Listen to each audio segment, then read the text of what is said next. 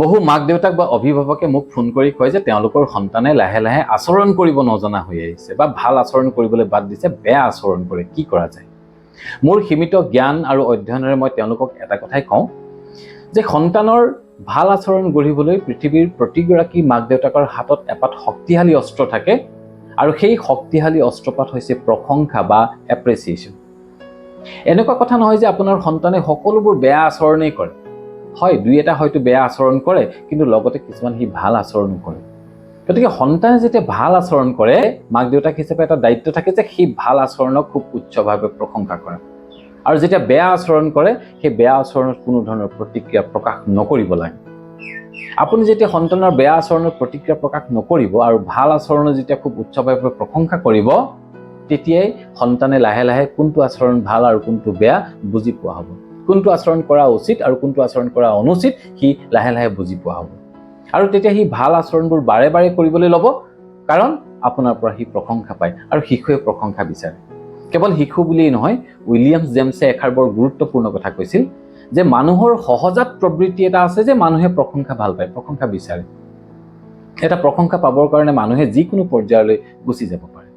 ঠিক তেনেদৰে মাৰ্ক টুৱেইনেও এষাৰ কথা কৈছিল যে মই কৰা কামত বা মই কোৱা কথাত কোনোবাই যদি মোক অকণমান প্ৰশংসা কৰে বা প্ৰশংসাসূচক এটা মন্তব্য দিয়ে, সেই প্ৰশংসাৰে বা সেই প্ৰশংসাসূচক মন্তব্যৰে মই 2 মাহ দিন জীয়াই থাকিব পাৰোঁ।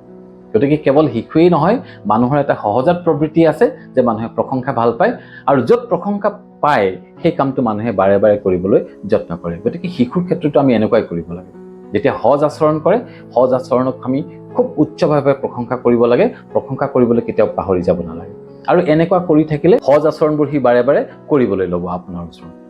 আৰু আমি মাক দেউতাক হিচাপে এটা ভুল কেতিয়াও কৰিব নালাগে যে সন্তানৰ বেয়া আচৰণত কেতিয়াও আমি উৎসাহিত কৰিব নালাগে বা বেয়া আচৰণত কেতিয়াও আমি সিহঁতক প্ৰশংসা কৰিব নালাগে। কিন্তু আমি সন্তানৰ মৰমত পৰি কেতিয়াবা সিহঁতৰ বেয়া আচৰণটো আমি ধেমেলীয়াকৈ হ'লেও প্ৰশংসা কৰিবলগীয়া হয় বা কৰোঁ। সেইটো আমি ভুল কাম কৰোঁ। এটা সৰু উদাহৰণ দিম। মানুহ এঘৰলৈ এবাৰ গৈছিলোঁ। মই যোৱাৰ লগে লগে তেওঁলোকৰ 4-5 বছৰীয়া সন্তানটো আহি মোৰ কাষতে বহিল। কাষত বহি প্ৰথমে সি মোৰ চশমাযোৰ ল'লে, মোবাইলটো ল'লে, ঘড়ীটো ল'লে, পকেটৰ পৰা ৰুমালখন উলিয়ালে। তাৰপিছত আহি মোৰ কোলাত বহিল, তাৰপিছত আহি মোৰ গাত উঠি ল'লে, তাৰপিছত মোৰ কান্ধত বহি ল'লে। সি মোক চুলি জোকাৰিবলৈ ধৰিলে, চোফাখনত মোক বগৰাই দিবলৈ ধৰিলে। সন্মুখতে মাক দেউতাক বহি আছিলে। মাক দেউতাকে সেই সন্তানক তেনে আচৰণ কৰাৰ পৰা বাৰণ কৰিব লাগিছিল, কিন্তু তাৰ পৰিৱৰ্তে মাক দেউতাকে তাক প্ৰশংসা কৰাহে দেখা গ'ল। প্ৰশংসা এনেকুৱা কৰিছে যে আমাৰ ই আলহী আহিলে খুব ভাল পায় জানেনে, ই আলহী আহিলে এনেকুৱা কৰেই, ই বহুত মৰম কৰে আলহীয়ে, আপোনাকো কিমান মৰম কৰিছে চাওকচোন, আপোনাৰ লগত ই কথা পাতি বৰ ভাল পাব আপুনি তাক। হয়, আলহী আহিলে সন্তানটোৱে ভাল পায়, কিন্তু সেই বুলি সন্তানটোক তেনে আচৰণ কৰিবলৈ দিব নালাগিছিল বা সন্তানটোৰ তেনে আচৰণত মাক দেউতাকে কেতিয়াও উৎসাহিত কৰিব নালাগিছিল। সেইটো ভুল কাম কৰিছে তেওঁলোকে। গতিকে সন্তানৰ মৰমত পৰি বা সন্তানৰ মৰমৰ তাগিদাত আমি যদি তেওঁলোকৰ ভুল আচৰণকো কেনেবাকৈ প্ৰশংসা কৰিবলগীয়া হয় বা কৰোঁ, তেতিয়া সেই ভুল আচৰণকে সিহঁতি বাৰে বাৰে কৰিবলৈ আৰম্ভ কৰিব আৰু ডাঙৰ হ'লে তাৰ আচৰণবিলাক ভাল নহ'ব। গতিকে এই ক্ষেত্ৰত খুব মন দি আমি সূক্ষ্মভাৱে কথাবিলাক বিচাৰ বিশ্লেষণ কৰিব লাগে আৰু সন্তানৰ সজ আচৰণ গঢ়াৰ ক্ষেত্ৰত আমি সৰুৰে পৰা মাক দেউতাকে খুব যত্ন ল'ব লাগে। ধন্যবাদ।